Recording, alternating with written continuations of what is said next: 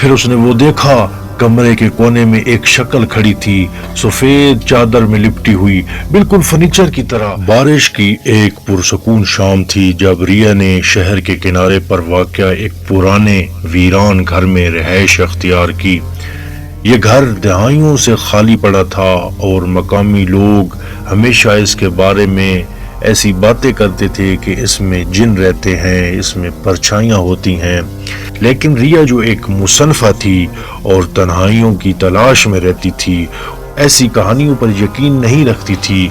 उसे अपना नावल मुकम्मल करने के लिए एक पुरसुकून जगह की ज़रूरत थी और ये घर अपनी खड़खड़ाती हुई लकड़ियों के फर्श और धूल भरी खिड़कियों के साथ बिल्कुल मुनासिब था। पहली रात बिल्कुल आम गुजरी।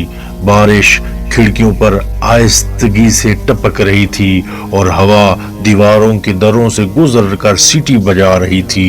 रिया ने मास्टर बेडरूम में अपना बिस्तर लगाया, जहां अब भी एक पुराना धूल भरा बिस्तर और दीवार पर लटका हुआ एक टूटा हुआ आईना मौजूद था।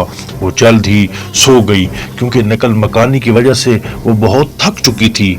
लेकिन रात के ठीक 3 बजे वो कदमों की आवाज से जागी।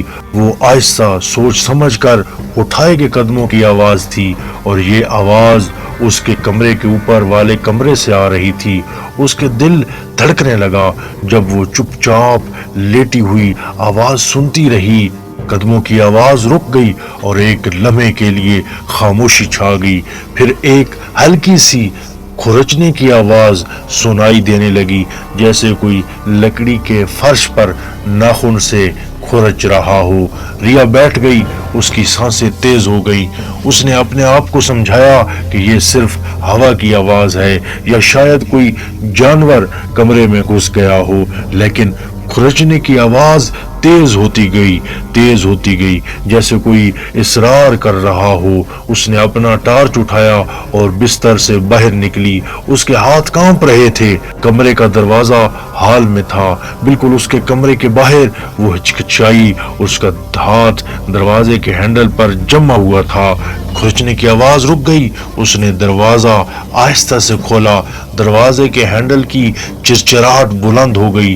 टार्च की रोशनी ने तारीकी में एक तंग सीढ़ी को नुमाया किया जो ऊपर कमरे की तरफ जा रही थी।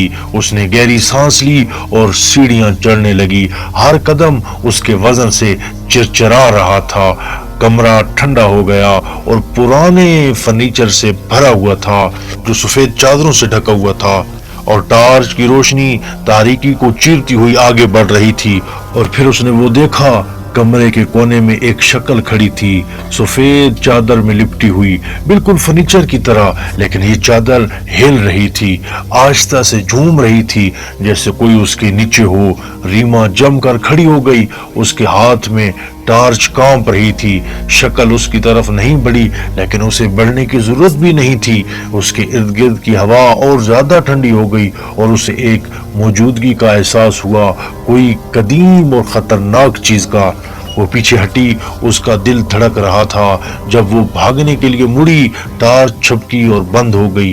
अंधेरे में उसे दोबारा कदमों की आवाज सुनाई दी, लेकिन इस बार ये आवाज उसके पीछे से आ रही थी। वो सीढ़ियों से लड़खड़ाती हुई नीचे आई, कमरे का दरवाजा जोर से बंद किया और ताला लगा दिया। वो दरवाजे के साथ लगी खिड़की के साथ खड़ी हो गई और तेजी से सांसें लेने लगी। उसका दिमाग तेजी से काम कर रहा था। अगली सुबह रिया ने अपने आप को यकीन दिलाया कि ये सिर्फ एक डरावना ख्वाब था। उसने पूरा दिन घर की सफाई में गुजारा, अपने सीने में बैठने वाले बेचैनी के एहसास को दूर करने की कोशिश की।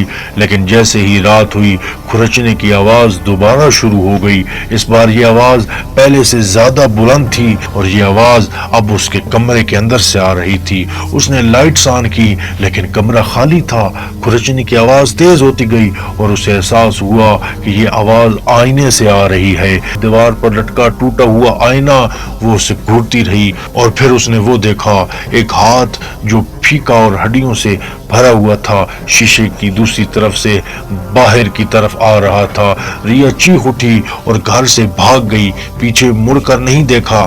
घर अब भी खाली पड़ा है, लेकिन मकामी लोग अब भी इसके खुरचने की आवाजों के बारे में बातें करते हैं जो बारिश की रातों में मामूलन सुनाई देती हैं। और अगर आप में हिम्मत है तो टूटे हुए आईने में देखें, तो वो कहते हैं कि आपको वो हाथ नजर आ सकता है जो आपको अंदर खींचने का इंतजार कर रहा है। लेकिन सवाल ये है कि वो कौन था या क्या था जो कमरे में चादर के नीचे था, और वो रिया का इंतजार क्यों कर रहा था।